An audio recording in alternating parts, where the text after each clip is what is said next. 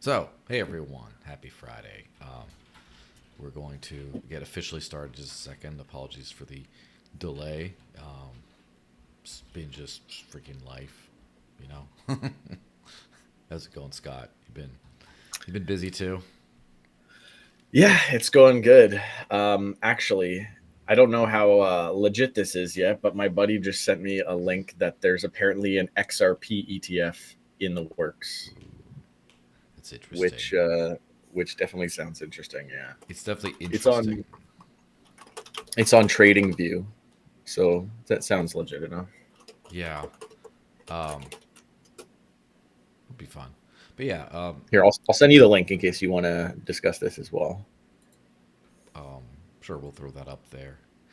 I also realized that we actually did a combo breaker. This is the official end of the DEI podcast, the Diversity, Equity, Inclusion podcast, because for the last 6 episodes before this, there was a female or a minority guest, and then boom, combo breaker right now. So no more DEI podcast. I'm canceled in Canada, Yikes!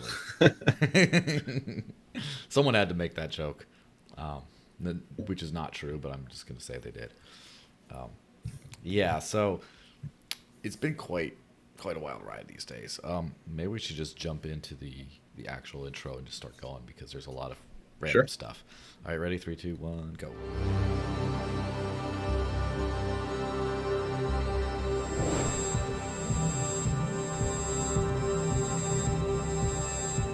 Apparently, Grayscale is also trying to set Yes. up a Litecoin trust. Bam.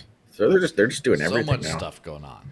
So hey everyone, Crazy. officially welcome to the Digital Cash Rundown episode 155. 155 of these I've done. It's a lot, and probably 140 of them have been with the one and only Scott Cunningham, who's with us today.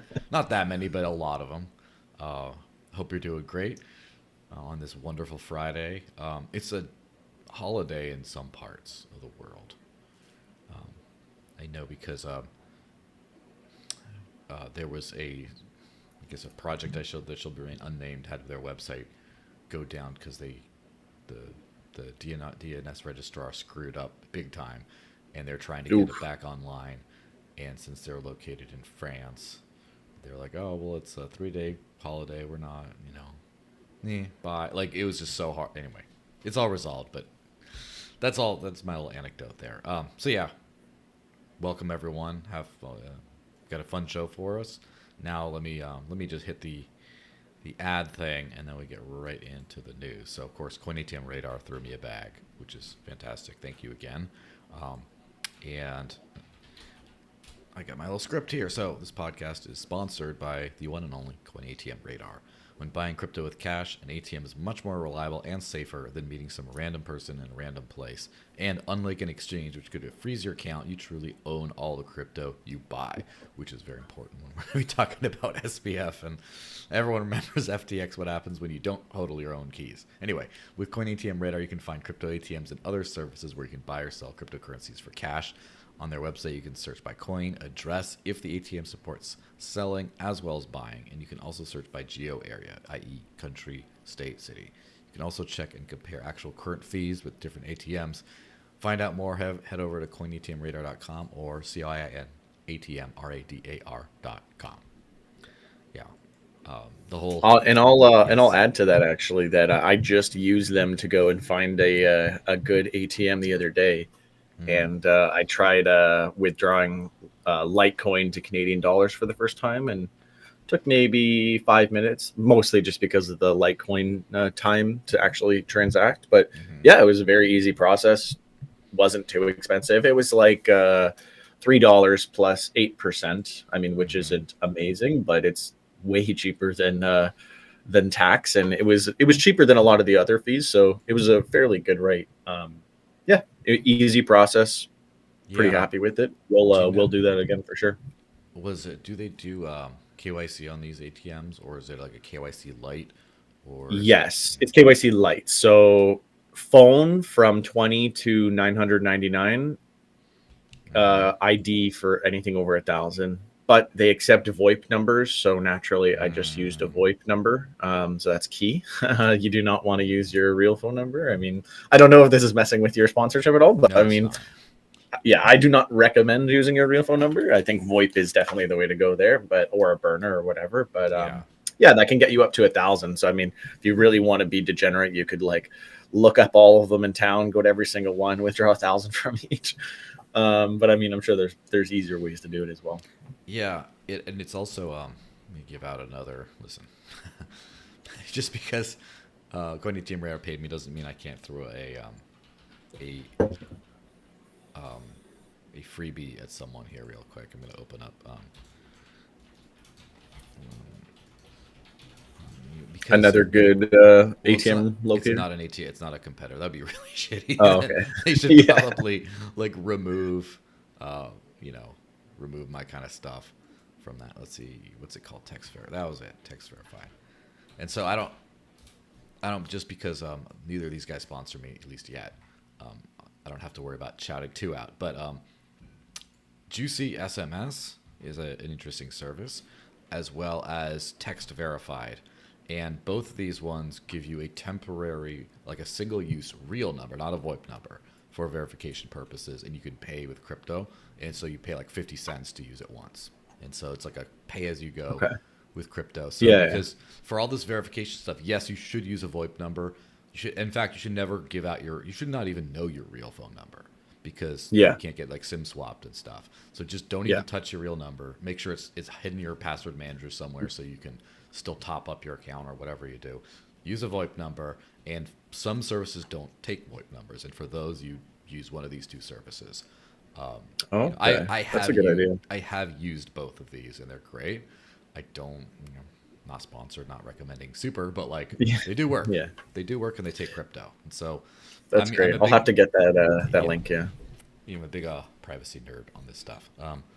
So yeah, My other workaround is a burner phone, but they're not easy to get most of the time. But I do have a burner phone, so that's the other way. yeah, that's always good stuff. But yeah, so the ATM stuff, it's good to know that that works on some ATM providers at least. I know it's a Yeah. little uh, sad that there's some ID requirements and other things that are starting to creep in Europe, and that really sucks because my number one usage for ATMs, because I already have crypto and I can spend it. So the only Right. reason I need an ATM is to sell for cash, Yeah. and that's for countries where I'm not super familiar with how to spend crypto around there. Yeah. So That makes sense. unfortunately, I used to always do that in Spain. I think they kind of the walls started closing in on that a little bit, but whatever. We're going to talk about Right. the cards at the end of this thing anyway, which is a good Yeah. happy thing. Does that have anything to do with the recent law that they passed? I know you covered it on your channel. That you can't do private transactions. You have to be KYC pretty much for Europe. Well, as far as I'm aware, that law won't go into effect for 3 years. If now, Oh, okay. there's some confusion of some people say no, it's just being proposed, but then it was actually voted on. Maybe just Mm, I don't know if it's passed, but it was like approved as the latest version.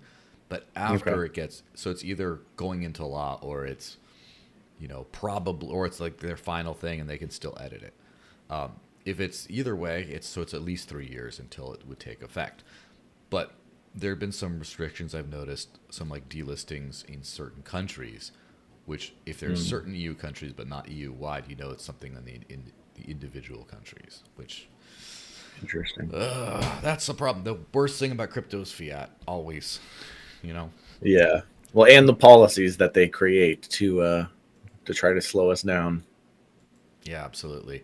Well, let's hit on um, the old jailbird here for a second. So here we go. I'll just throw up the Bitcoin magazine tweet or whatever. SBF. He stole billions in customer money, lied in court, and only got 25-year sentence. Ross Ulbricht created a website and is still serving 2 life sentences in prison. Injustice at its finest. And my little commentary thing on it was basically the same. It says SBF getting 25 while Ross gets life is an absolute travesty of justice. But so these two news items kind of got like combined into one because of the tweets or whatever. But Mhm. yeah. So what do you think about the whole SBF verdict thing? Yeah, I mean, it's good that he didn't get like 6 years or whatever his lawyers were asking for. But yeah, I mean, it was unfortunate that they were like dropping a bunch of those charges and making it. I mean, how well is he going to be doing in 25 years? Hard for me to say, but yeah, I mean, it should have been more.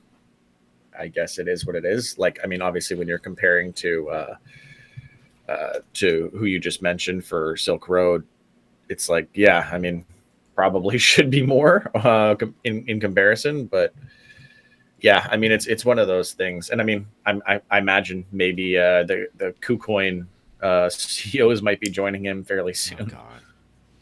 Yeah, it's pretty insane. It's kind of funny because a lot of these sorts of I am first of all I don't like prison. I don't like people going to prison, even people who deserve it. I'd rather there be a restitution kind of a way for whatever happens. And a lot of these crypto crackdowns are just nonsense. But SBF kind of deserves everything, I think. And so, 20 if he's there for 25 years, that sounds kind of like a commensurate punishment for what he's the harm he's actually done and all that. Do you think he's going to be there the whole 25 years, or do you think he'll be out in like 10? I absolutely think he'll be out early, and he'll have like a stash of money waiting for him. Yeah. So probably like 10, Yeah, huh? maybe 10. I mean, I'm definitely not. I wouldn't be able to put a number on it, but I don't think he will serve a full sentence. I think I could say that pretty confidently, and it's not like they took away all of his money. I guarantee he has a nice little retirement package waiting for him when he gets out. Brutal. Yeah, that's the travesty part is that you know all this kind of stuff, especially all the harm he's done. I know I've heard of some people taking their own lives after they lost everything in FTX. I know a lot of people personally. I don't know anyone who lost significant amounts there, but I do know a significant Mm. amount of people who lost like something, like a couple grand here or there. Um, Yeah. and How so old is it's FTX actually? Like, how old will he be when he gets out? Let me he's quickly early look mid it up. 30s. He's got to be like 33 if I were to guess. So yeah, 1992, actually. ooh, so So 32. yeah, yeah. So I Yeah. guess So pretty well. he'll be like 50, 57. 57. Yeah, I mean that's a Yeah. brutal way to lose the good years of your life. But it's kind of brutal what he did. So there's all that. The thing is, compared to the Ross Ulbricht thing. So first of all, before we even hit the Ross Ulbricht thing, Binance and KuCoin. Now I know very little about KuCoin, so whatever. I don't think anyone in Binance should be getting any prison time. This is my personal opinion. I don't think anyone should be getting prison time, and I don't really agree with a lot of those fines. There's a huge difference between money laundering and whatever kind of like laws that didn't really hurt anyone except for made the government mad because whatever, and literally stealing people's money. So as far as I'm aware, neither Binance nor KuCoin hurt anyone. Maybe I haven't looked into it too closely. But Yeah. Binance has stolen people's money. Even though Mm-hmm. that's not what they're going for after them for, I still think this is kind of just like a, karma or whatever. Like, you did do the bad thing. They're not going after the thing You're that you talking did. about the Steam thing. Yeah. Yeah, exactly. I would. And like, I'm sure, because almost no one is aware of that, it's not the first time. Like, Yeah. no one cared about it, no one talked about it. It has to have happened more than just that one time. So So like I would that, hair split I on the think, terminology. I would probably call it embezzlement instead, because I they guess, but I they mean, did. it's something that is like illegal that they didn't get in trouble for, and like Yes. Well, that enough is like enough that I think they should be going down for something. now I don't. Is it actually illegal, or is it just the equivalent of something that is illegal? So, like for example, That's a fair question. if Coinbase has all your money, like, and they use it to vote in a protocol way. Or for example, let's just say, But also what, prevent you from being able to sell because now it's locked up. yeah, So they take it from you. Do not mhm, like you can't use it anymore until they're done using it. yeah, which is what I would call, I think that's a textbook definition of embezzlement. I think is like taking money, Yeah. it's not you using it, but they didn't steal it because the customers did get it back in the end, didn't they? I don't remember the finer I points of that. believe so, Yes. but it lost most of its value because you couldn't sell and then everything happened. So it's like Yeah. you give me $1,000. I'm like, okay, I'll hold this for you. And then you say, can I have it back? And I say, you can have it back in 3 weeks. And then you go, why 3 weeks? And go, well, I invested it. It's locked up. And you go, Yeah. okay. And then I give it back to you in 3 weeks. And it's like, sorry, it was a bad trade. Here's $100. And you go, where's my 1,000? And you go, well, I mean, that's how it goes. Like you gave me the 1,000. I was holding on to it for you. Like I didn't do anything Hmm. wrong. And it's like, feels like you did something wrong. Cause like, where's my money? Exactly. So yeah. Yeah, it's very strange. The thing about this is, I think that's criminal. I think that's bad. Yeah. Do banks ever withhold your money from you? So Sometimes. what it would be though, it would Yeah. be like your banks withhold your stocks. So like Mm. I go to sell my stock on a day Hmm. that it's valuable, and then they say no, come back in 2 weeks when it's lost 80% of its value, and then you're allowed to sell. And then you go, huh, that seems Yeah. I don't not know if that legal. actually happens. Like if there's trading platforms that crash and they're like, whoops, sorry. Because under this same thing, I mean, Coinbase does go down I mean, sometimes. Robinhood had that, right? With Yeah. with crypto and their trading houses and all the weird stuff that they had going on. Yeah. There's a lot of Yeah. rot in the whole system. And like Coinbase going down all the time, people say, oh, it's just so they prevent people from buying the dip or whatever. I Mm. think they just are cutting corners on their infrastructure. But Like it because, is just like too much volume and yeah, there were insider trading cases that were settled out of court and stuff that were not, that didn't. So right. it's hard to tell, really. But yeah, so, but the thing, my point is, the thing they're going after Binance for is not something that I would consider a crime from my knowledge. But yes, thanks for bringing that up because I had almost forgotten about those Yeah. actual kind of fucking criminal things a little bit. But again, those are The problem is yeah. though, you're right in saying like what they're going after them now for isn't really Hmm. like that bad. But if they do get in trouble, the only precedent being set is they don't do this thing that isn't really that bad. And it's like not like, oh, don't take Hmm. users' funds and use them like without their consent. It's like that's what needs to have the precedent set, but obviously it's Yeah. not going to. So it's not going to set any good legal precedents. Yeah. And do you know anything about the KuCoin case other than, of course, it's one of those early days exchanges that a lot of people did sketchy things on, kind of thing. Yeah, I mean, I don't know much about it. I did use it way back in the day, and I just like put like $10 into every like shitcoin on the exchange, and then I ended up like losing most of it, and then taking out whatever rest I had. But unfortunately, some of those did actually end up being like big coins, and I did not keep those coins like Digibyte and things like that. But Hmm. yeah, I haven't really used them much since. I mean, it's mostly just circumstantial because they did something where they pissed off Ontario, and Ontario, like where I live, is Hmm. super strict on their investing. So they like said no more KuCoin, no more Binance in Ontario. So we're actually very restricted here in Ontario for where we can Hmm. actually trade. Yeah, it's kind of like New York, I guess. You Yeah. but yeah. So and then we go to Ross Ulbricht, and that's like the thing with Ross is so back in the day, like I got my first Bitcoin like 2 months before the Silk Road got shut down. So it was like I came into it during that whole time. I never. Hmm.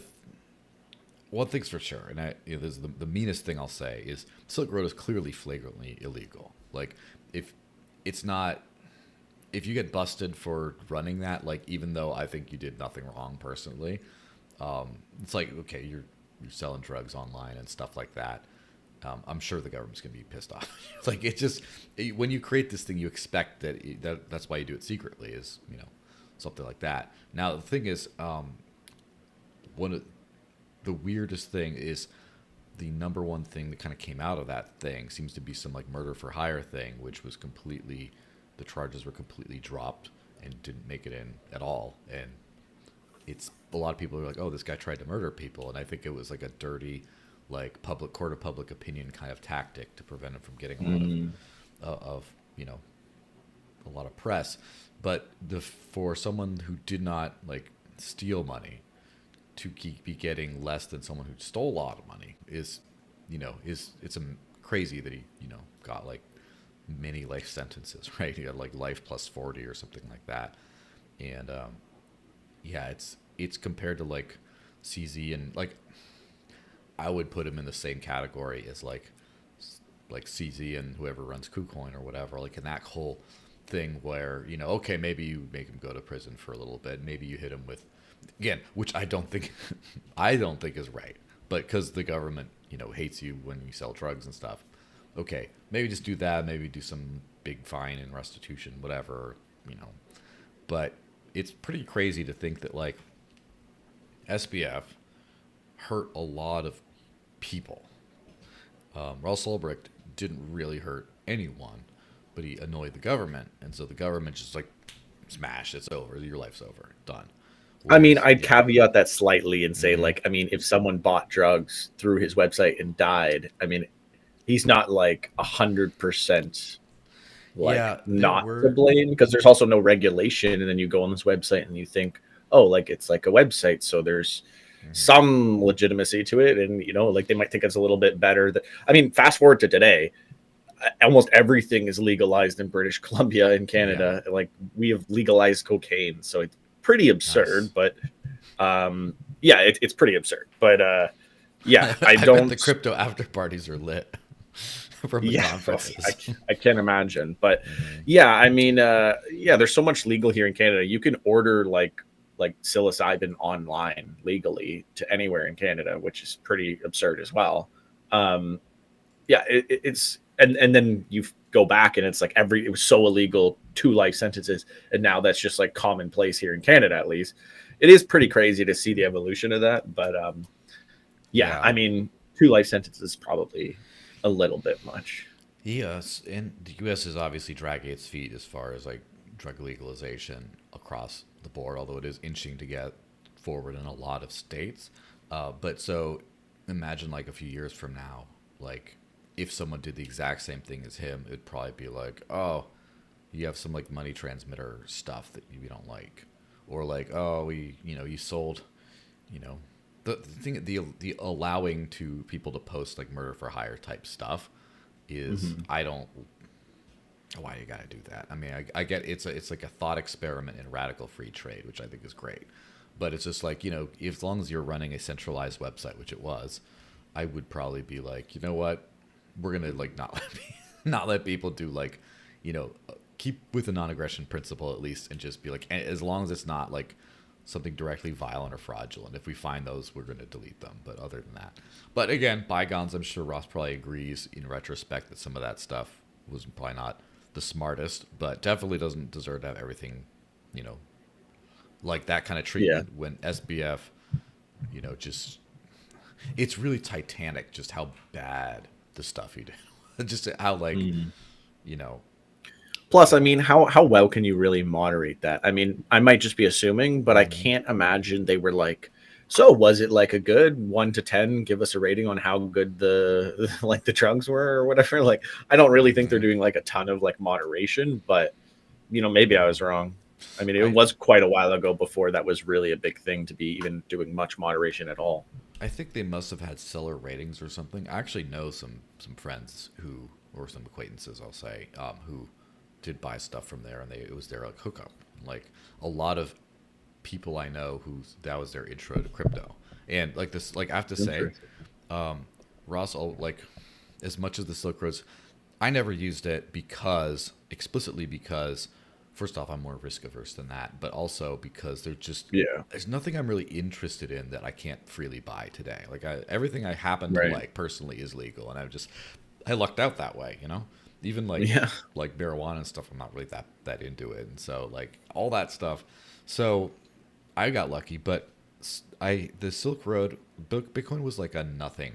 It was just something that people played with online. People were, oh, this could be cool, and it wasn't until like Satoshi Dice that Eric Voorhees created, kind of like, oh, people want to play this little dice game. Okay, that's fine. But it wasn't until the Silk Road was basically, you have uncensorable money.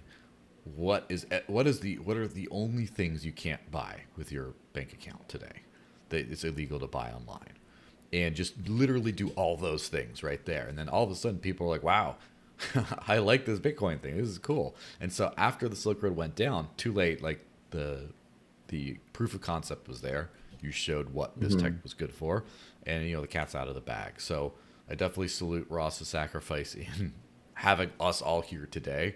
I mean, I wouldn't have had a site that had all those kinds of things personally, but it definitely was. Getting the U.S. government loading their bags with Bitcoin. Listen, there's that too, which Yeah. I'm a little salty about that part, but yeah. Any other thoughts before we talk about Roger's book and the whole Bitcoin thingy? No, pretty much just that last comment. It's unfortunate that the conclusion of all that is the U.S. gets to hold massive bags of Bitcoin, which is definitely not a good look for Bitcoin. But at the very least, maybe that has helped with some of their rulings being favorable. Yeah, for sure. I'm trying to find this one tweet. So first, anyway, Roger's new book. So let me just throw this up. I'm a little slow today, right? He posted my new book. My new book on hijacking Bitcoin is already available. Was our #1 on Amazon in the economics section. It was on hot releases. Hijacking Bitcoin. So Roger Ver, Bitcoin Jesus, released his book called Hijacking Bitcoin that basically told the whole story up through the BSV split, I believe, of the block size wars and stuff. And if he, so I interviewed him last night. I'm going to put that out on the channel probably around Tuesday. But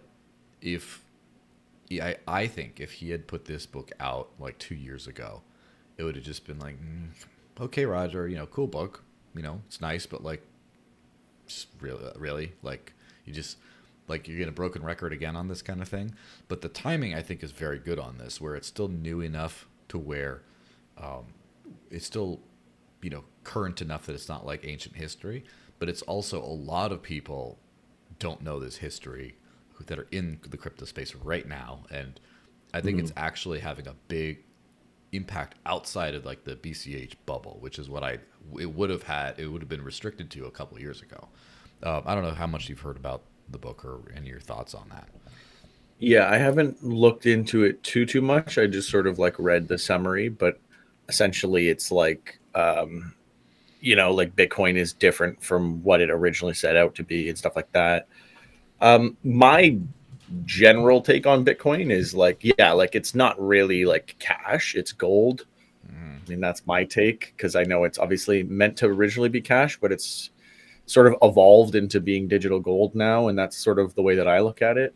Yeah. I'm not a maxi by any means. I don't think that we should be building NFTs and all these things on Bitcoin. I don't think Bitcoin is the everything network. I think it should just be as digital gold, and that's really all it should be. But there's people who are super gung-ho on that, and I really think a lot of it, like ordinals and stuff, is spammy personally.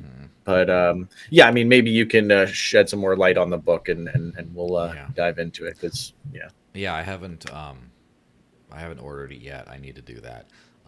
I have not read a paper book in like 15 years or something, because I was homeschooled, and that means I just read everything. And so I've read so many books in my life. I'm booked out. I'm all like, if it's not in a tweet or a TikTok, I don't want to read it. Or if it's not like a white paper, or it's the technical documentation. Like, but I will read this one, and also I need it for the shelf back here. I need to fill it out a little bit more.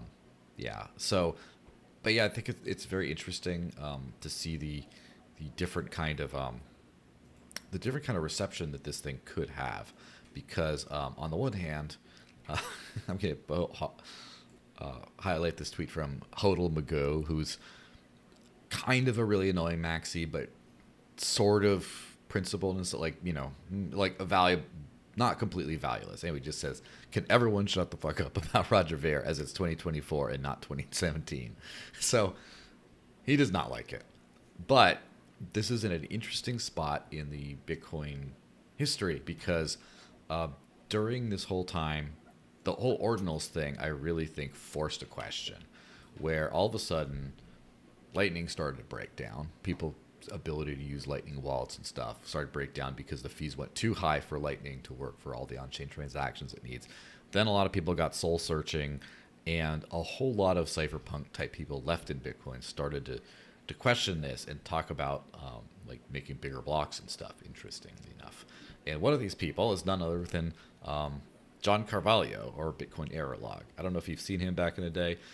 He used to work for Bitrefill, and he was the guy who famously got Roger Ver on his podcast and attacked him with a bunch of weird questions and got him to flip off the camera and rage quit. So this guy's about as like toxic maxi as you could get, but he's starting to sound a lot like a big blocker these days because he started a company called Synonym, I believe, which is a Lightning network based service provider. And so now he's just like, what the hell? This shit doesn't work.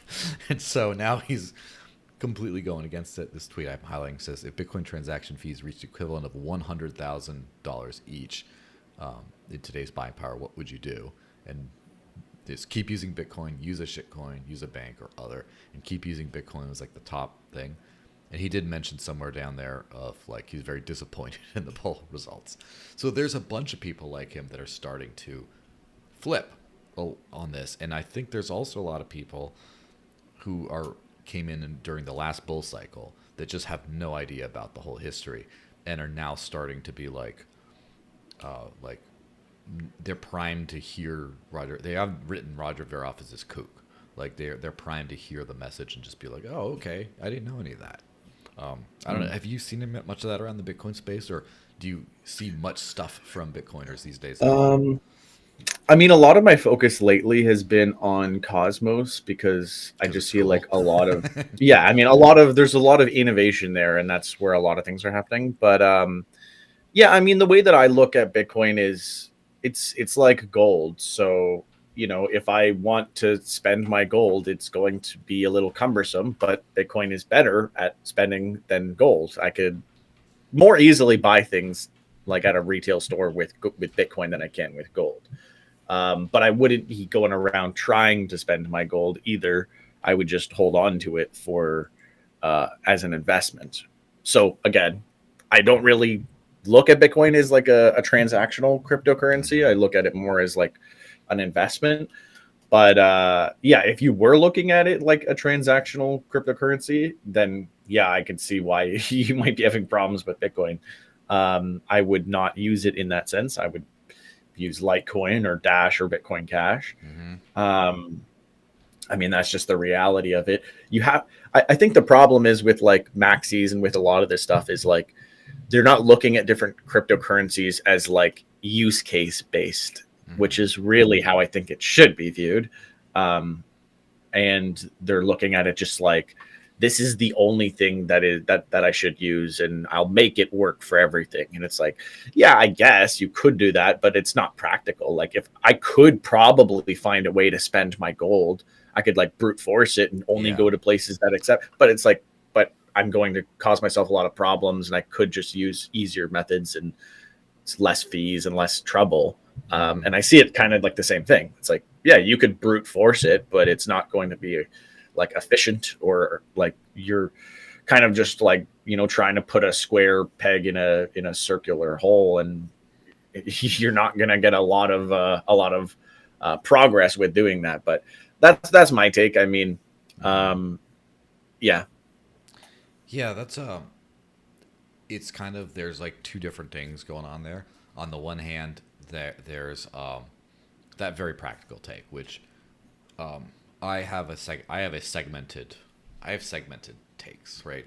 Where one is like what works for what I want to do, and that has a lot to do with, like, for example, my NFTs for this podcast are issued on Polygon. Yeah, it just works and whatever. But I don't trust Polygon for shit because as admin keys, it's basically a company, right? It's not. I would Yeah. not call it decentralized at all. And then Yeah. there's my philosophy of like what I think are sound blockchain principles and stuff like that. And so, on the practical level, I think it's just fine to have a stash of BTC for, or you know, Bitcoin, right? I have to hair split with the Bitcoin cashers to get mad at me if I just call it Bitcoin, but like to just have a stash of Bitcoin and then just swap some over for whatever you want to spend. That's probably the smartest thing to do today, practically. Hmm. Philosophically, you know, you have to, one has to sort of remember the old days and be like, I could just have this. And I wouldn't have to have this and then spend a giant fee whenever I want to swap it to this to actually use. So it's kind of those two things together. I think that, I mean, obviously your approach is the healthiest, right? That's the way, that's the most useful. And then there's just also some people are trying to like be a part of the crypto movement, be an activist in there, right? To try to cause some things to happen. So yeah. Hmm. Yeah, I mean, once you actually start using crypto, as we do, you realize pretty quickly that Bitcoin is not probably the best method to do so. I think, based on what I just said, I think a lot of people, the biggest problem is probably just they're not actually using crypto in their day to day life, so they don't actually have a practical understanding of how you or why you would use Bitcoin or something else. You know, I don't think many people are using it in that sense. They're just like speculating on it, so they don't actually have that real world application use of it to have that understanding, or that not that they don't understand, but just that like you have to actually do it to really realize that, to like get hit by that realization that you're like, oh, okay, like yeah, like I'm not going to do this every day where I'm going to spend all this money and I'm going to wait like 10 minutes to do this, or whatever. Whatever the gripe ends up being, there's a million different ways that you can cut that down and make it make more sense for like everyday transactions. So yeah, I think once people actually like live that through, then there'll be a lot more understanding. But I don't expect a lot of people will. But if you're really into crypto, you definitely should try it out, or like, you know, some of the various use cases of it. You should definitely like live that yourself. Yeah, definitely like do what you want with it. Do anything with it. I think that's the greatest teaching tool. And I was on a space yesterday about the whole, you know, ideological shift in the BTC community. And I've just noticed that a lot of people who've shifted their opinions did so because of usage. Like Sergey of BitRefill, um, he's probably still a maxi, but he's much more reasonable since he has a business that actually runs on this stuff. And then he was huge in pushing Lightning for a long time. Still does, but now he's accepting all kinds of EVM stuff, going to ETH conferences to promote it, and like all this other stuff. Life evens you out. And I'll just throw up another couple of these maxi tweets, or X maxi, you know, Dave's X maxi, whatever. Russell Okung, who's I think he's an NFL player, and he was, and he made a name for himself by taking his entire salary or half of it in Bitcoin, and the maxis love this guy and everything. And then he started experimenting with ordinals, and he got attacked, and then he didn't like that, and so he started doing the deep dive. He started listening to Roger Ver stuff, and now he just posted here. He says number go up is an attack on Bitcoin. I'm like, whoa, that's a spicy take. I mean, I think I agree, but it is kind of it's kind of interesting to see that. And then let me flip to the next one. Ray Yusuf, who's another, he does SifKit and No Ones, or the apps that he's kind of part of. He's been kind of warming up pretty soon. He said store of value and medium exchange can coexist, and they must, else Bitcoin is impotent. Who agrees? And then the most recent interesting figure, some PhD guy called Fred Krueger, who's kind of new to the crypto space-ish, but he's mostly a Bitcoin maxi, or he was. He got really into Thorchain he's gotten into discovering Thorchain when he realized, oh, I can take a Bitcoin I can use Bitcoin as a collateral to get a loan on that Bitcoin and go do stuff. and at a protocol decentralized level, and the maxis fucking hate him for that. And so he just said tomorrow's a deep dive with Thorchain, blah blah blah. He says, this is not a sponsored post. I've got nothing from Thorchain and personally do not own any Rune, but maybe I should.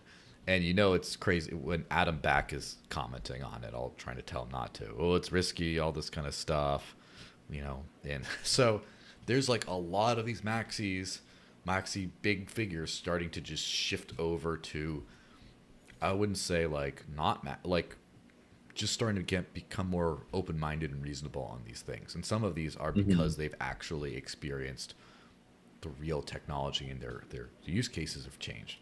But some of it is also just because they've been curious, and then the maxi cult attacked them, and then they're all, So, yeah. Well, it's like, I mean, how many of those people are actually like spending their Bitcoin on a daily basis, and then it's like, oh, Yeah. it's not really practical, and then they go, oh, like here's Dash and Litecoin and Bitcoin Cash, and then if I actually want to trade my Bitcoin and stay fully decentralized across chains, it's like, oh, well, there's Thorchain, and it's like, well, there you go. It's like, yeah, that makes total sense. That it's like, once you actually start to venture out a little bit, you're gonna become more accepting of other coins. The real travesty with all of this is we are literally in like the most meme coin, shit coin, like just complete nonsense. There's no fundamentals. There's no backing. We're not even gonna tell you like the inflation rate or anything. Just buy this meme.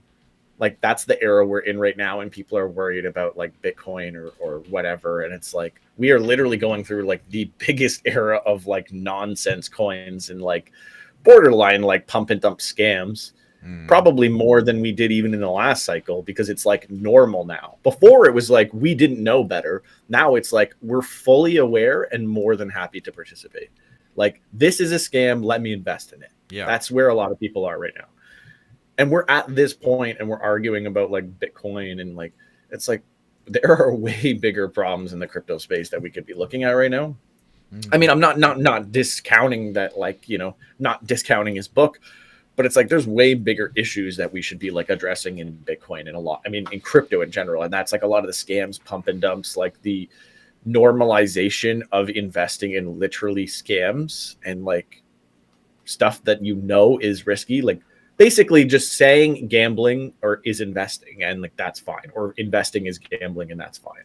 And a lot of people are like in this boat now. I have friends who have made like hundreds of thousands of dollars in the last 6 months doing this, and I'm like, maybe you should cash out, and they're like, this is total degeneracy, I'm fine just continuing this. And it's like, all right, like, but yeah, it's wild where we're at right now. Yeah, the whole meme coin thing, I'm sort of conflicted on that, because on the one hand, it's just pure crap. Like, just nothing real, nothing fundamental. It's all going to go away. On the other hand, I kind of see it like gaming, and gaming is whether it's like video games or gambling, those kinds of things, where people engage in an activity for entertainment purposes, and a lot of the entertainment value is the chance at getting money, or just like I put some money in, I might get more. I might not. I didn't get any, whatever, but I still had fun. Like I'm super whitewashing gambling here, by the way. There's a lot of real gross, like life losing, like a lot of bad stuff that can happen for gambling. So don't gamble irresponsibly, including crypto trading is fucking gambling, just so you know. So for that, and also I view it as sort of a canary in the coal mine type thing, where if this doesn't happen, it means that crypto's overregulated. You can't do anything you want. You should be able to do everything you want, just to like figure out what are the cool things. And then it's just like, well, some people are doing dumb scam things over here. Just be aware, don't do that. Like, I don't know if you saw the Slurf thing on Solana. There's this Slurf meme coin. No. And the dude, it's like a sloth type thing, and apparently the guy has a very he sounds like a sloth himself, and it's not like an act, he just happens to be that way. And he got like a 10 million for a pre-sale, and he accidentally like pressed the wrong button and burned it all. And so yeah I did see that, actually. Yeah, but like it's like, is that real? Like, did he really accidentally do that? I think There's so many so. questions. There's so But many but questions. also it's a great marketing gimmick for his thing. But also I can't feel sorry for anyone who lost their money in that if they did indeed lose their money, if you didn't do, Yeah. because what the hell are you're throwing some money at this random, you don't even know who this person is, and they But have, that's most people, I would yeah, say, now in yeah, crypto. they deserve to lose it all. Like, I hate to say But it the so but the brutally. problem is, it's like even if everyone loses everything in this cycle, Hmm. they won't learn because that already did happen in the last cycle. Different people And it's maybe. bigger now. Maybe, yeah, probably, but it's bigger now than it was then. And it's like, okay, well, even if everyone loses everything this time, it might be even bigger in the next cycle. Like, so to some degree, I'm like, yeah, we shouldn't feel bad for people who are just like gambling when they should be like investing. But at this point, like, it is somewhat fair to say like people don't know better at this point, because it's like it's so normal that like anyone I talk to about crypto is like, oh, like I heard about this random like coin. If I buy, it's 0.00001. So if I buy 1 million and it goes to $1, I'll have some. And it's like, no, like look at the supply, look at the, like you have to. But yeah, I mean, it is unfortunate that it's gotten this bad. Hmm. I don't think regulation is the way to correct it, but there has to be some sort of thing done. Like, just trying to educate people isn't enough at this point, because the like ratio of like educators to new people coming in and buying shitcoins is just, there's such a big gap, and they don't even like look at like the videos. They're just looking at like, what's the shitcoin that I need to buy, or they're just looking at videos of like shitcoin shillers, and then they think Yeah. those are the authorities. And it's like, it's even worse. But yeah, I don't know exactly what needs to be done, but like I don't think it's just like we just need to wait this one out, because I feel like it's just souring so many people on crypto every cycle, and it's such like a loss that we shouldn't really need to deal with, because we could have so many people investing in good quality crypto coins and Hmm. good projects, and like and the space could be a whole lot more wholesome.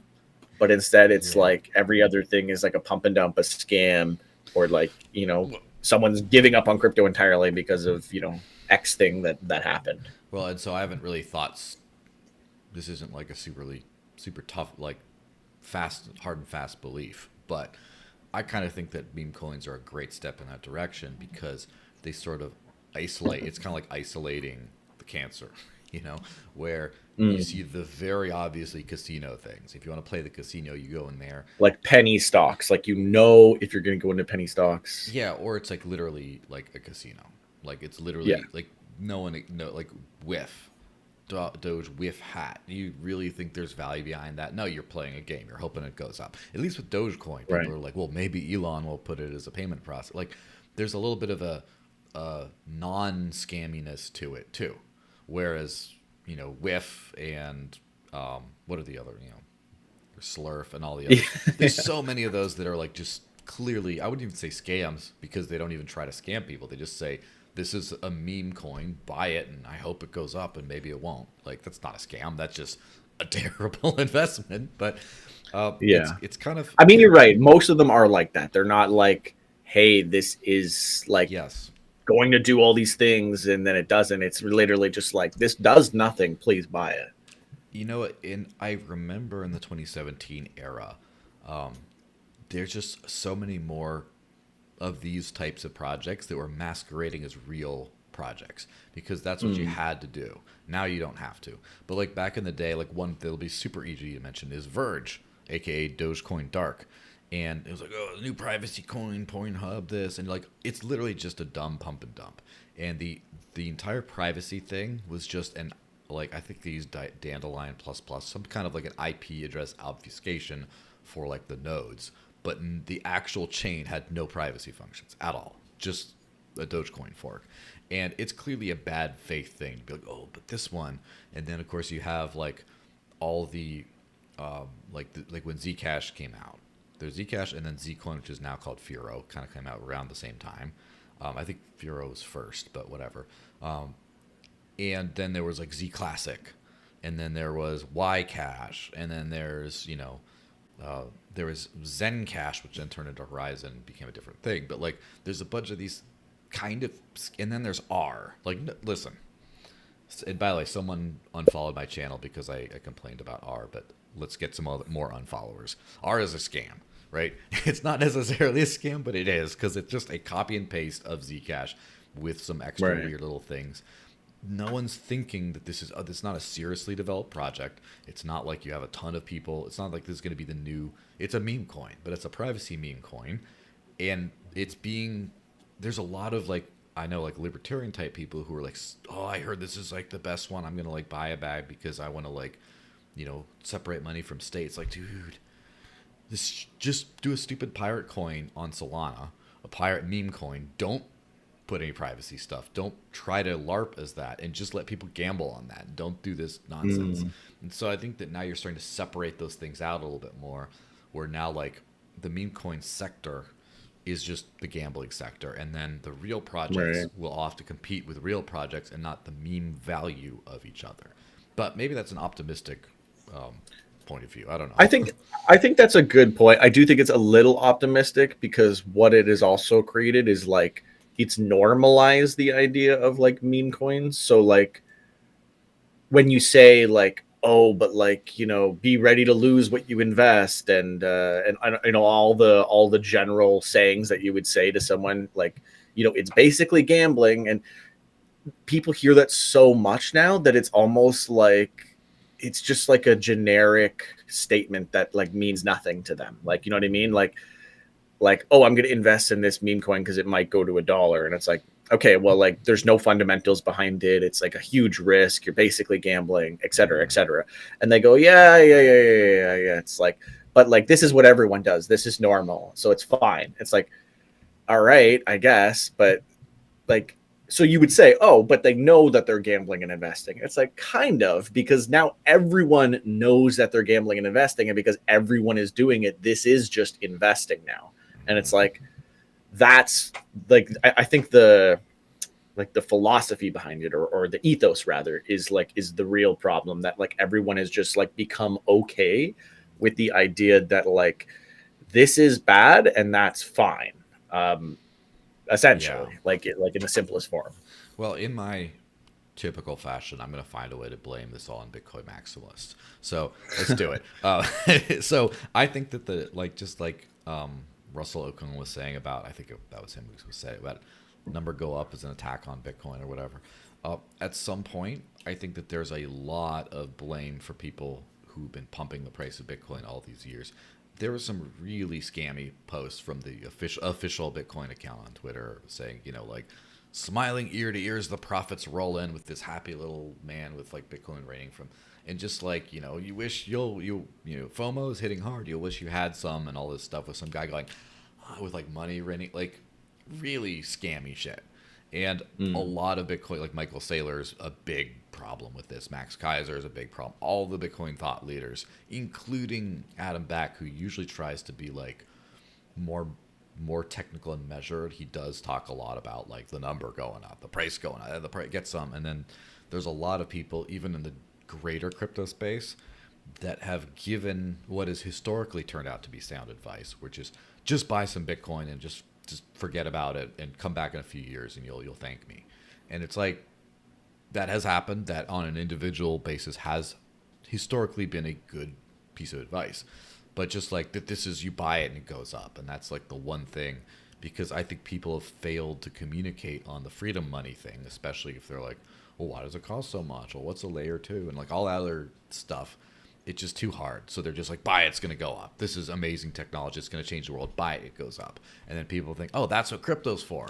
And so all those people buy Bitcoin, and then there's either people who are crazy, degens that are just playing the meme coin game, or there's the mm, righteous people, but even the righteous who say yield is a scam, which is complete nonsense, as any investor knows, right?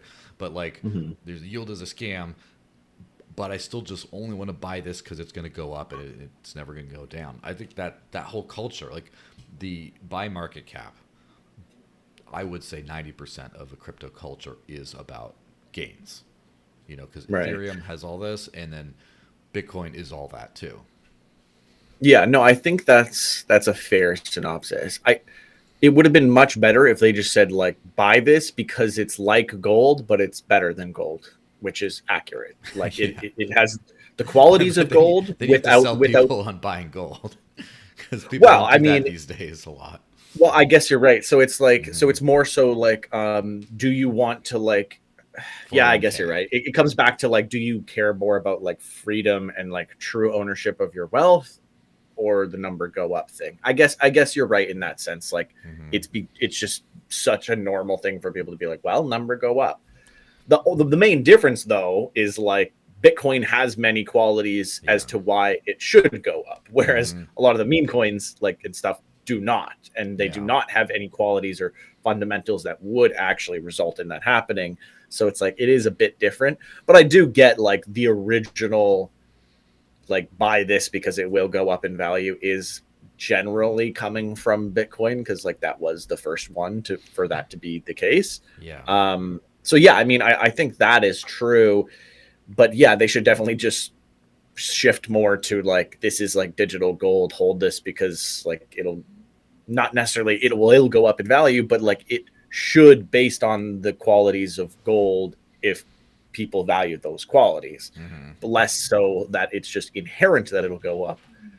That's kind of the main shift in the messaging that needs to happen. But yeah, I mean, it's a hard one to navigate because like, are you really going to start going around telling people it's like, well, it's probably not going to go up, but like buy it, and they go, well, why would I buy it then? And it's like you get into that Yeah. whole conversation, and I will say like you don't need to understand how Bitcoin works, and this is the biggest problem that I see. Like every time I take an Uber, I'm always curious to see like tap into the zeitgeist, like what are you hearing about Bitcoin? Mm-hmm. And like last night he's like, well, my brother invested like $100,000 or something in Bitcoin, and he lost most of it, and he sold at the bottom of like a dip. And I was like, well, that's unfortunate. He's like, so I don't really think it's like a Mm-hmm. safe thing, and I don't really get it.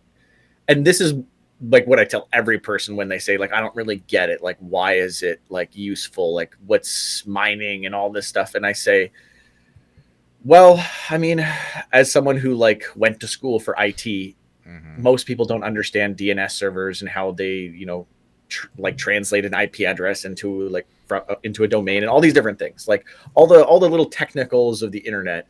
Almost no one understands that, but they like use the internet, and the internet is valuable, and that's really all you need to understand. Like no one's going to be able to tell me like how anything in the back end of the internet works for the most part. Obviously, someone Mm-hmm. who's educated on it, but like the average person that you speak to isn't going to be able to tell you any of that. Just like the average person, if I ask them, like, how are blocks mined, people probably don't know that either. And it's like, that's okay to not know the like technical back end to use it because you just need to know how to use it and why you should use it and why it's valuable. Like I use the internet because it's useful. I don't need to understand every intricacy of the internet, or even more simply, like car engine combustion. I don't know how that works, but I can drive my car, and Mm-hmm. as long as it's like useful to get me from A to B, like that is useful. That's the biggest like trip up I Yeah. would say for most people. Is like you don't need to understand what is under the hood of the car to understand that the car has value. Like I can trust that the dealership or whoever Mm-hmm. has a reasonable amount of value. I mean, they might be trying to fleece me for a little bit of money if I don't really understand cars, but generally speaking, the value is like market value for this car more or less. And it's Yeah. like I don't need to understand like I'm not really going to get a way better price because I'm like, oh well, like I understand how the engine combustion works, so like maybe you should give me a cheaper price for this car. And they go, no, like the price is the price. And I go, okay, well fine, like I can drive it and I know how to drive it, and that's really all Mm-hmm. that matters. I don't need to understand the engine, and it's not going to help me with using it, Mm-hmm. aside from like maybe if you're a mechanic or whatever. Yeah. And that's kind of how I would like in that conversation, because most people just don't understand what's going on, and they're like, that's why I can't use it. I'm never going to own Bitcoin because I don't get what mining is. And it's like, okay, well that doesn't matter though. And once we get Yeah. past that, I think there'll be a much bigger conversation to be had about like crypto in general. But Yeah. we have to get over that like Absolutely. philosophical hump first. And the internal combustion engine is a good analogy, because when people say they don't understand how crypto works, I say, do you really understand how the internal combustion engine works? And you kind of do, Yeah, but not really.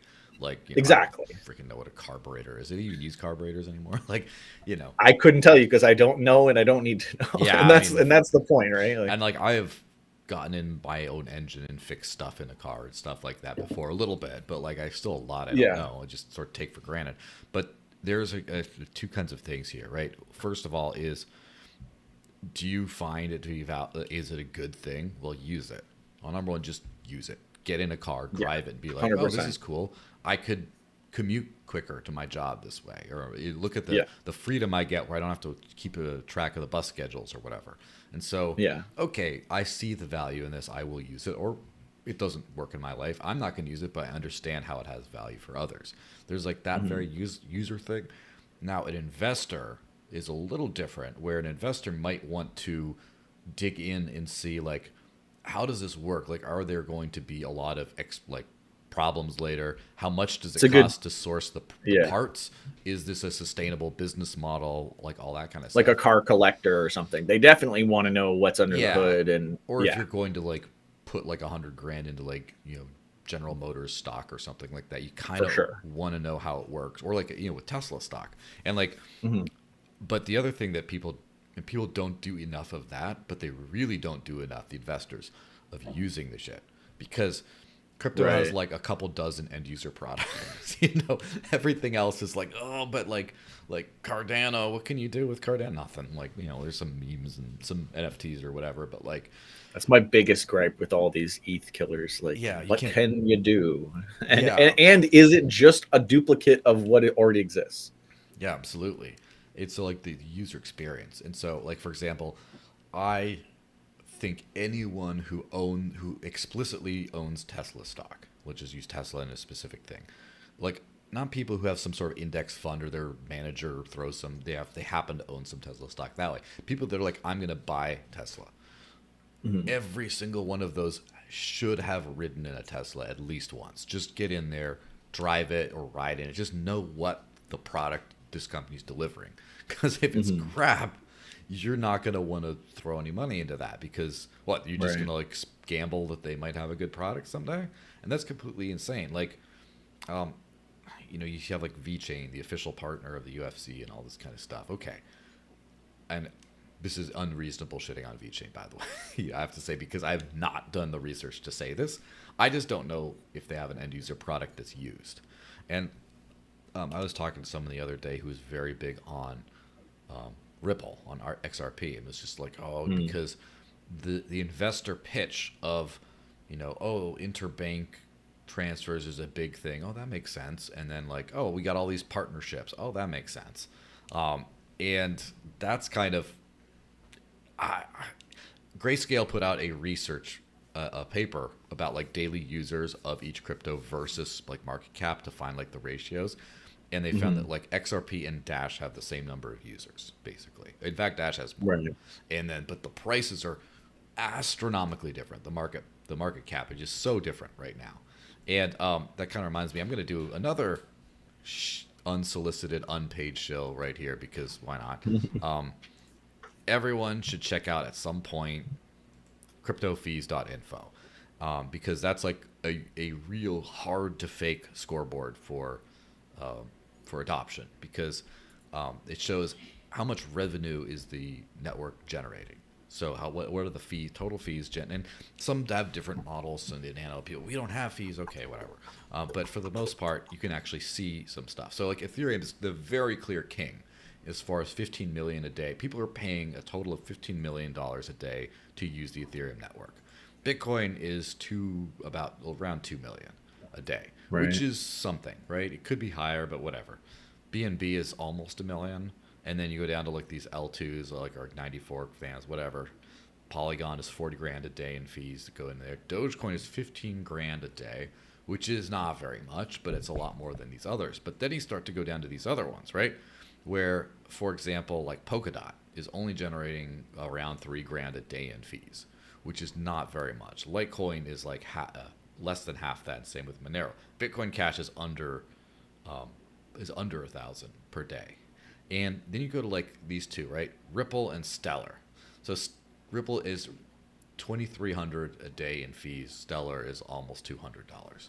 And I've heard people say, "Oh my God, they're so big. They got all these partnerships. Everything's going great." You know, like really, like Ripple is old as shit. Like, and it's been at the very top of the crypto market cap rankings. It's been right up there Yeah. for a very long, sustained period of time with a large company with a large war chest. Do banks actually use it, or it's like that's the possible use case? That's where I haven't done enough research. I think it's more. Fair enough. It's more that's a possible use case. Because if it was a real use case, you'd see serious revenue going through that Yeah, there chain. would be usage. Yeah, no, that makes sense. Because it Yeah, costs money to run Ripple validators. I know they're not like a yeah, proof of stake because it's not like a fully decentralized system, and but they still cost server costs and stuff. And for them all to be splitting $2,000 a day, it's not really worth it. So you have all yeah, this like, so that's like number. So first of all, if I got into a project, I would love to see number one. I like, oh, tell me about it. Does it sound good? Number two, and of course, hmm, you're an actual like investor. I'm not an investor. I'm just like the crypto user guy. So you could probably add a lot more to this. But so what I would personally do would just first, do I like the pitch? Does it sound good? The very next thing I want to do is use it. Use what like, okay, let me use it. Well, you know, it's not an end user product. Or, okay, well, let me use something that uses it. Like, let me play around with some bank that uses it for international settlements, or like, let me use a DApp that writes to the Polygon blockchain or whatever. I want to use it, and just yeah, if the promises don't line up, then it's like that's like a stop point right there. But then if I like it, next I want to dive into like now I want to look at the internal combustion engine. How does it work? Do I see any weird red flags in yeah, their design? Does that kind of work out? And then I want to see the crypto fees indicator, which we're still so early in crypto that that's only a real metric for a few chains. But it's for those that it is, it's like, okay, like for Ripple, I think it's like, I think it's fair to judge Ripple on their fee revenue right now, as far as like, oh, is this being Well, used? and I'll always jump in and say, Yes. XRP locks up your funds when Yeah. you first open a wallet and when you send a transaction. So I have 35 unusable XRP that will never be able to be used or sent or anything can be done with. And I just looked it up. There's 4,840,747 wallets times 30 Ripple, assuming that these are all like actual wallets. That would be 145 million Ripple that is just like sitting in wallets, unusable. That's not including the extra ones that get added per transaction. That's just the default baseline. So I don't know how much it's worth today, but 145 million XRP that can't be moved sounds like a pretty big problem. Yeah. Uh, So it's worth 62 cents. So that's like, I mean, it's not insane. Like it's $62 million or whatever, a little bit less or more. But yeah, I mean, that's a problem. And that like, no wonder their transaction fees are so low because no one can transact with that money.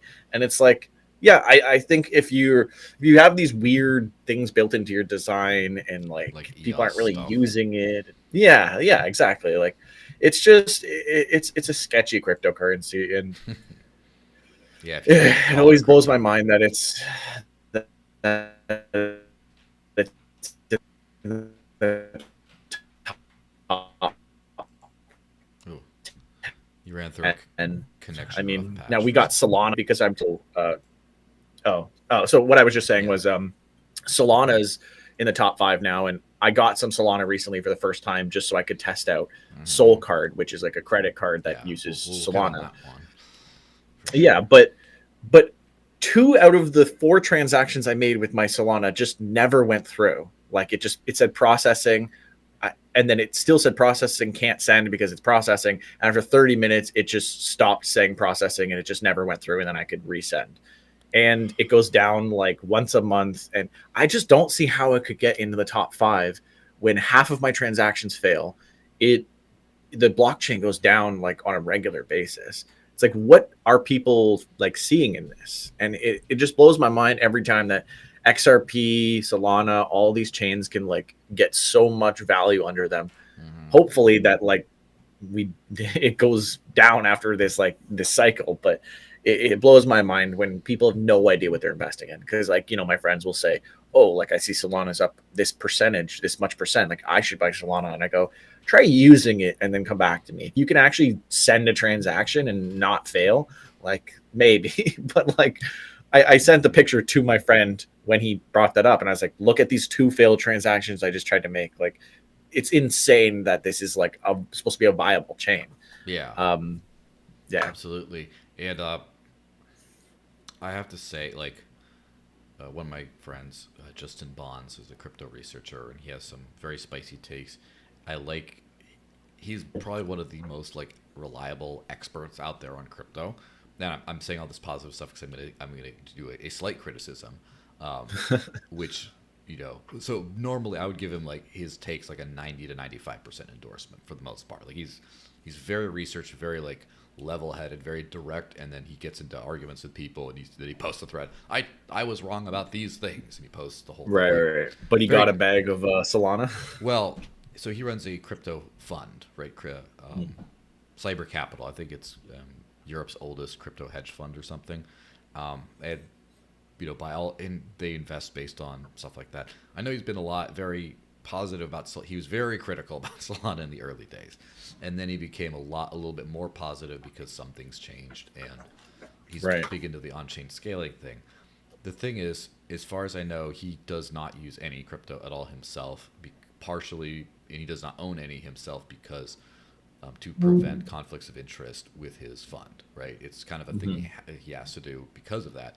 Unfortunately, I think that he needs to hire someone, maybe me at some point, I don't know, to actually use a lot of this stuff, because he's very sound on the theory, and like, this doesn't work, this does work, according to research paper this, according to this stat that, like, he's very sound.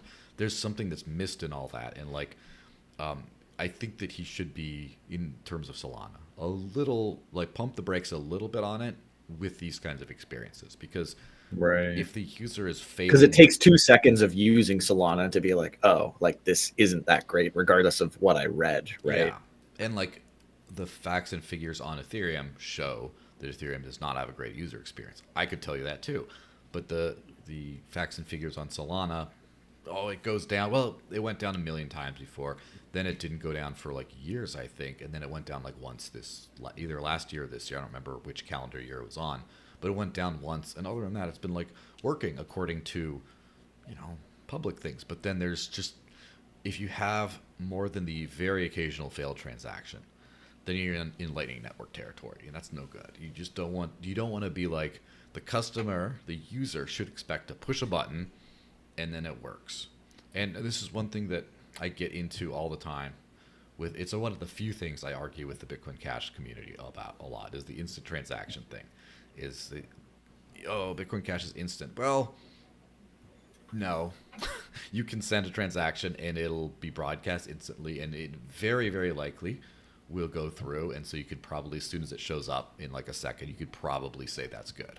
However, it is still possible to be double spent, and especially for large transactions, no exchange accepts unconfirmed Bitcoin Cash deposits. Zero exchanges. And very few some merchant processors do, if they can control the conditions for the transaction, like, well, did it get broadcast this way? What are the likelihood about this?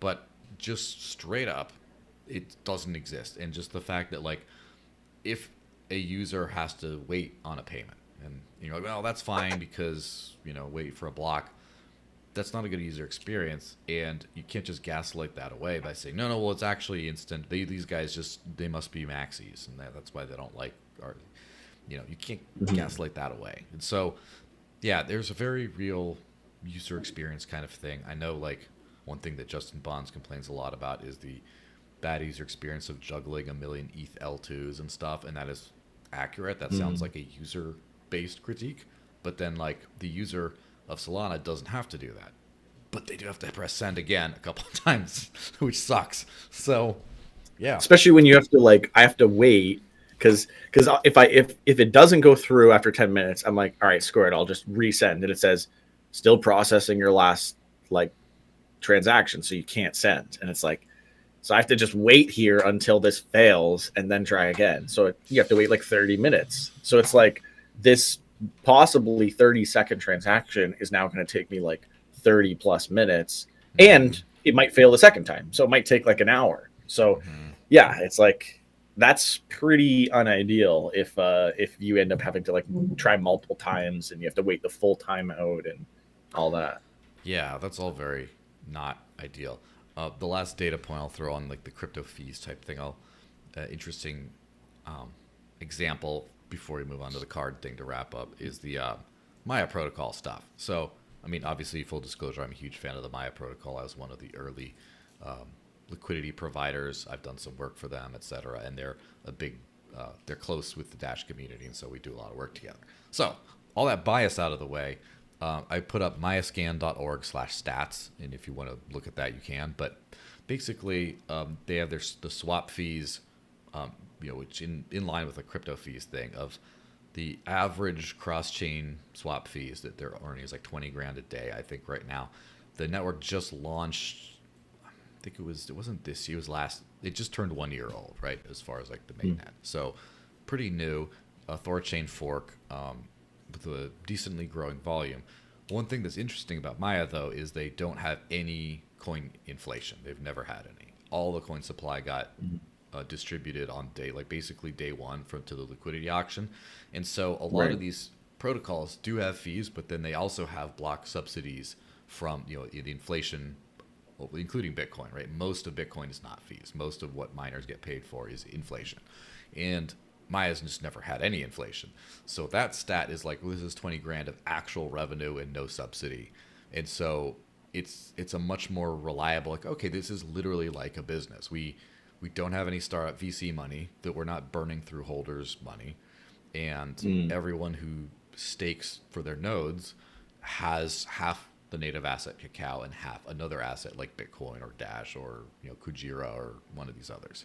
So it's kind of like an interesting, like you can actually see the stats of like this is so much more than like something like XRP, which is like one entity controls all the money basically, or a giant chunk of it, and then they have all this money's locked up places, which is probably on purpose so the holders won't dump, and then there's the actual fee usage is like 10% of this very fledgling network. It's kind of interesting when you dive into those details as like from that point of view. Yeah, I mean, it's a crazy world of crypto. So you want to jump into the prepaid Visa and the crypto cards? Yeah, let me I'm trying to see where I can scoot these around. So let's just start with the BitRefill one that I've been using for years, I guess. Or you'll have to caveat with the legality that you were informing me about regarding the top ups and stuff. Yeah, well, so let me just put this. So this is just a picture of BitRefill, which, by the way, if you do sign up for BitRefill, if you go bitrefill.com/invite/dash, that's a code that goes to that gets us paid to keep on promoting some stuff. So if you want to do that, you can. If not, no, I did not intend to show anything on this show other than CoinATMRadar, but here we are. So, but as far as this, it's like basically if you go to like any supermarket or whatever and buy a prepaid, card, it's basically the digital version of this. You get a digital like MasterCard with a certain amount, with no account, no email, no anything. I think you have to give an email just so they know where to send the invite and stuff. You might have to, but it could be a burner email, but no account at all. You can get up to a $200 card. This is just the U.S. one. I think Canada has one that's virtually identical. And there's a really shitty one in Europe, but I won't even talk about that because it sucks. But so $200 per card. If you have an account but no KYC, you get a pseudonymous account, you can get up to $500 per card.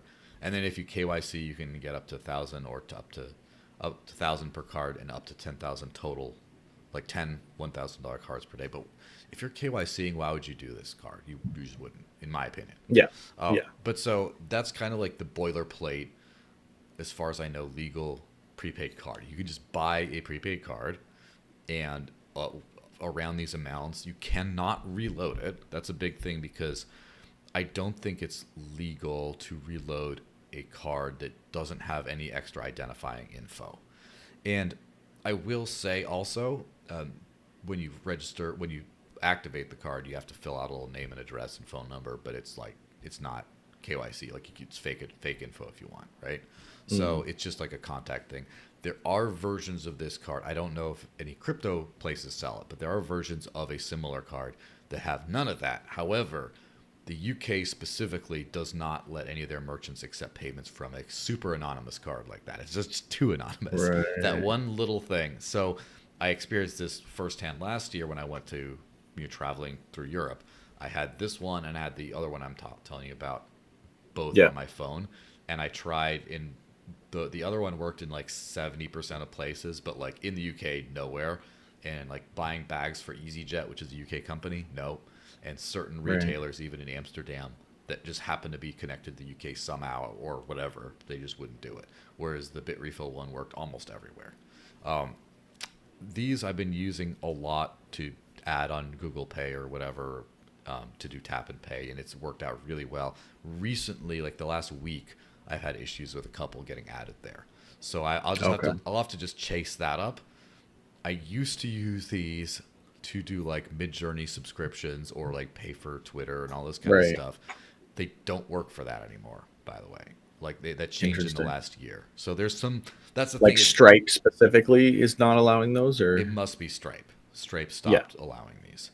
And so that makes sense. Just so you know, like, this is a great crypto workaround for stuff, but it's like, well, I'm gonna test the one that I have then for Twitter, and I'll let you know, because that's it. That's a good question. So the difference with that, it sounds like, is you are inputting an address and stuff, and like it could be fake, but you're giving them an address.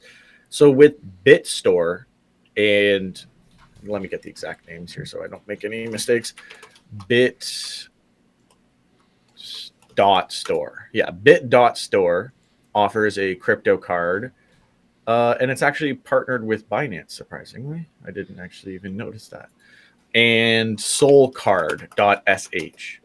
Yeah. Soulcard only accepts Solana and USDT, and then BitStore pretty much takes everything. Yeah, let me throw up BitStore on the screen there.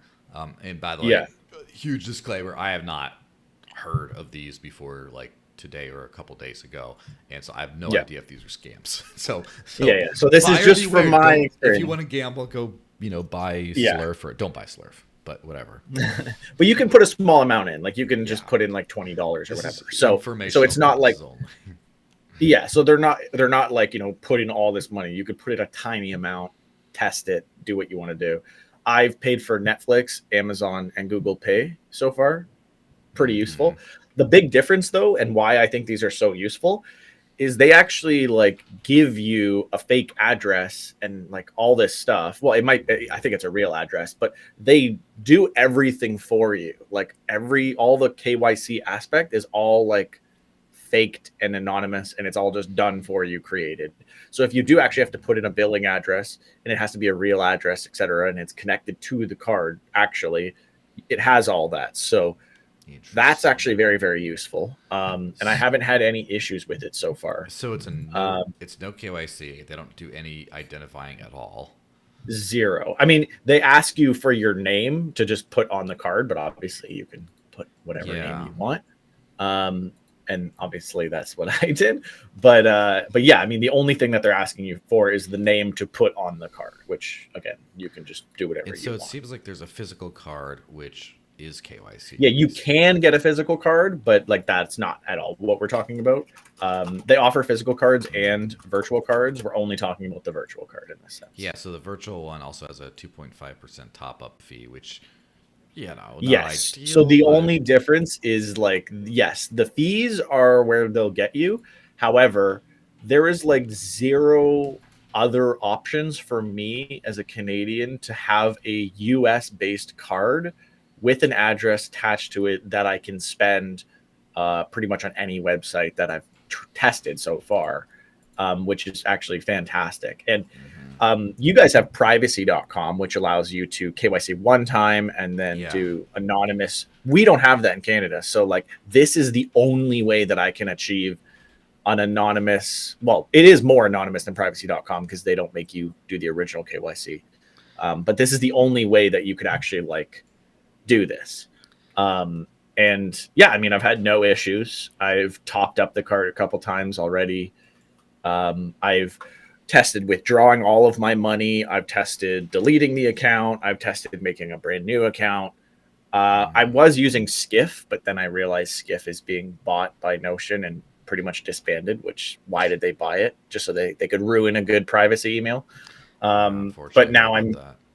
yeah, now I'm just using Tuda, like Tuda Tuda Noda Noda. or whatever Yeah. IO. I'm just using that email, so it's just a burner email. Throw that in there, fake name, address, everything, does it all for you. Really, really useful. Again, I mean, user beware, buyer beware, but you could put a tiny amount in and test it out, see that it works, and then go from there. Um, the Soul Card team on Twitter is like the most degen team I've ever seen. Yeah. Uh, like their posts are so degen, but I guess they're just having fun with it. Like they're posting like the picture of the guy with just like a full gold outfit, and it's like, what are you buying on Soul? Like stuff like that. They're very degen, but yeah, I mean, from my tests, it's worked amazingly, and no complaints so far. So I'm going to keep testing them. We haven't really had any good options in Canada. I mean, I haven't Yeah. tested out the Bit Refill one, but we haven't had many good options. And my last card, Bitvo, that company got bought up by, I believe it was Bittrex or Bitfinex, or one of them bought them up and just dissolved it. So then my So crypto card is no awful. longer. I know. It's like overnight, my crypto card just stops working, and I look on their website. It's like we've sold it, and it's like, great, the one option we had in Canada. So I can't get a physical card anymore, but these are my only options for virtual cards. So if you're a Canadian, BitStore and Soul Card. Again, not really an endorsement by me because like I don't actually know who these people are, but it is like Yeah. definitely worth mentioning because it's so hard to find like something like this. And they're US cards, so I don't know if that makes a difference, but if it's helpful Hmm. that you have an address in the US that you can use, then this is a way to do that. It hasn't been an issue for me to just put my billing address as US Yeah. with any Canadian purchases, so I've had no issues. So it's been great. Um, there's a there's a Canadian bit refill card that's virtually identical to the US one. Yeah, I saw However, that. I think it's Mastercard. yes, it's also Yeah, Mastercard, except there's a black background, and it does say it cannot be added to Apple Pay and all that kind of stuff. So it's online only, right. which for me is like the biggest thing, is because like online I could buy basically anything I want with crypto. It's just when you're like in store, like I need to run into this specific store, and it's just like, does they have a gift card for it? Do I know them? Yeah, It's so for me the actual physical purchasing is the most important part of these. But yeah. this is kind of I interesting. haven't tested though, like because you could take a credit card, put it on your phone, and then pay with NFC tap, right? So Yeah, maybe I should try that with these crypto cards because I feel like that would be pretty huge. yeah, that's a Yeah, that's a pretty big rabbit hole that I went down because um, the issuing bank of those prepaid cards has to be supported um, by right. Google Pay or Apple Pay. And Apple Pay will suspend your account if you add too many new cards in a short period of time and stuff. There's some weird stuff with Mm, that. Google Wallet, I've never had an issue with that. Of course, I have an anonymous Google account. But a lot of those cards just aren't supported. Like, also like Garmin Pay and freaking, you know, I think Samsung Pay and just all these other Swatch Pay and all these other random like NFC wallet things don't support the right, prepaid cards bank, Pathward Bank, that does almost all of these things. right. And then there's just a lot of weird device compatibility and things, and it's a whole mess. But if you figure it out, it is worth it when you can do that. Um, Yeah, yeah. No, I mean, I'll try with these because I don't know if they're considered as prepaid cards or if they're considered to be like real cards because they have like addresses and everything behind them. But yeah, that's a good question. I'll try it out and I'll let you know. But yeah, yeah, the problem also, uh, well, from what I had some, there was a, will remain unnamed, and if you know, you know, there was a crypto card provider, anonymous crypto card provider, that had a reloadable card at one point, and that got taken down pretty, after 6 months of like a beta or something. And Mm. apparently, the reloadable part, when it came back without being reloadable, because the reloadable part was like, it's like you have an account. It's kind of like you have an account, and if you have an account with a customer, you kind of need to KYC them, I think. And so Mm. that's in the U.S. Um, Elsewhere in the world, I've never seen a no KYC reloadable card that wasn't a complete scam until, well, there was like Wirex used to be no KYC up to a certain total amount. You could reload it, but it was a total load version. Mm. That was like early days, and then there's this big drought of like this wasn't a thing.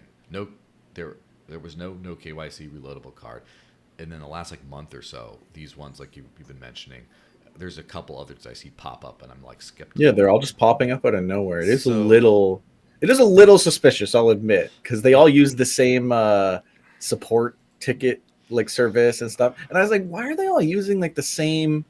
Like that is a little weird to me. Like, yeah, I mean, Yeah, yeah, like I wonder where Soul Card is based out of. I don't even see anything.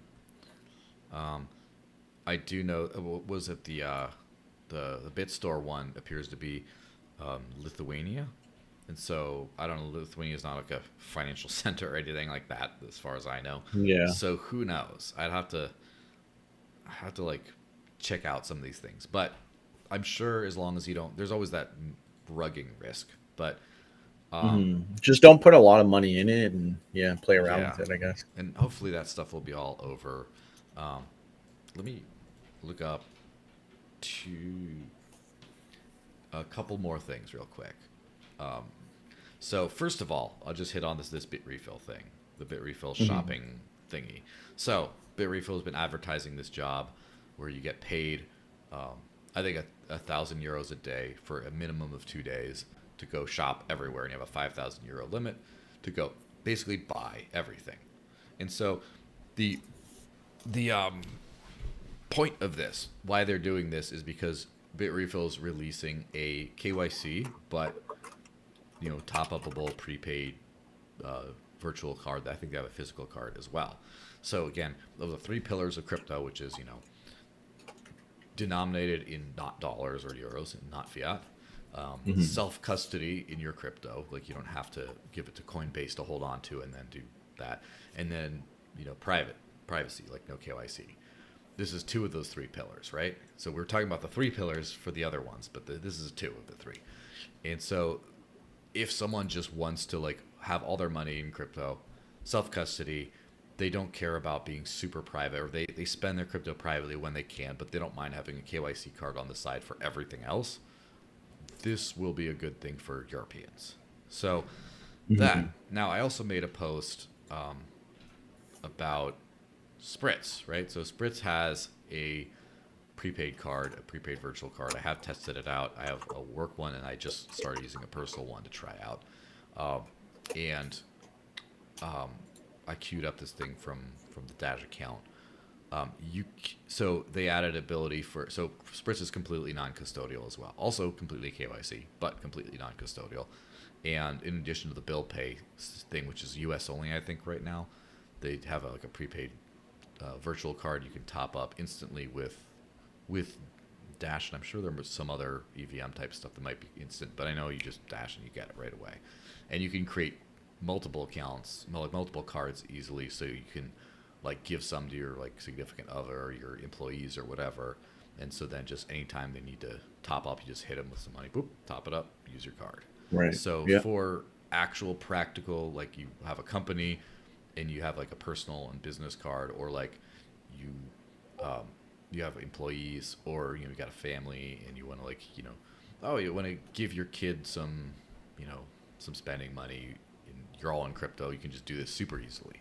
And so Yeah. also, if you use spritz.finance/dash will be the better way to sign up for obvious reasons. But so there's that, and there's a lot of these kinds of things popping up now. Everyone's trying to use crypto. The mainstream people don't care that much about the KYC part, which is why you see this.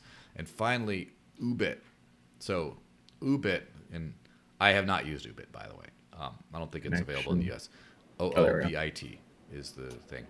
And it's basically, I don't think it's technically a card, but it's the equivalent of it where you have an app, you load stuff on it, and then you just do an NFC pay. You select your coin, you NFC pay, and you can do that. I think it's probably custodial, right? But it's probably like a custodial thing that whenever you make a purchase, it sells that amount of crypto for fiat that then loads the card kind of thing. Right. So I'm pretty sure that's how it works. But so there's a lot of spending options coming out. It's all pretty cool. Stay away from the KYC ones if you can afford to, but if not, whatever. Yeah. I mean, I'm excited to see more cards coming out and more options because, yeah, I mean, it's always surprising to me when I see like there's no KYC options. Like, I'm surprised no one ever wants to fill this like gap, and then randomly I get two at the same time, and then find out about the bit refill ones. So yeah, I mean, if people want to spend their crypto hopefully anonymous way, this is one way to potentially do that. Yeah, for sure. And hopefully the real anonymous way to do it is directly spending your crypto directly. 100%. Yeah. I've been, and this was my final little rant. We should probably wrap up after that, but I've been thick in it, in the thick of it, doing like biz dev and talking to a lot of companies and stuff like that. And a lot of this is just to make sure, because I finally got to the spot where for a lot of, like a good chunk of the world, like maybe half the world, if they're like, I want to live on crypto, I can show them how to buy some or to get paid in it. And I could show them like a wallet to use, and I can show some spending things to allow them to pay a lot of their bills. So I can already do that pretty well. But then it's just like for the merchant side, how do I accept, like, because you can't just rely on like 5 different centralized, like, bit refill and spreads and a few of these card things. You can't just be like, I can only spend my crypto through intermediaries. You want to start increasing actual adoption of crypto. And when I'm thinking about like, okay, I'm a merchant, I want to take crypto, how do I do it? And I've had no good answers. Like, they've had tons of potential answers, but no good ones. And so, like, for example, like Now Payments is a great one, but that has like a e-commerce plugin as well as a point of sale app.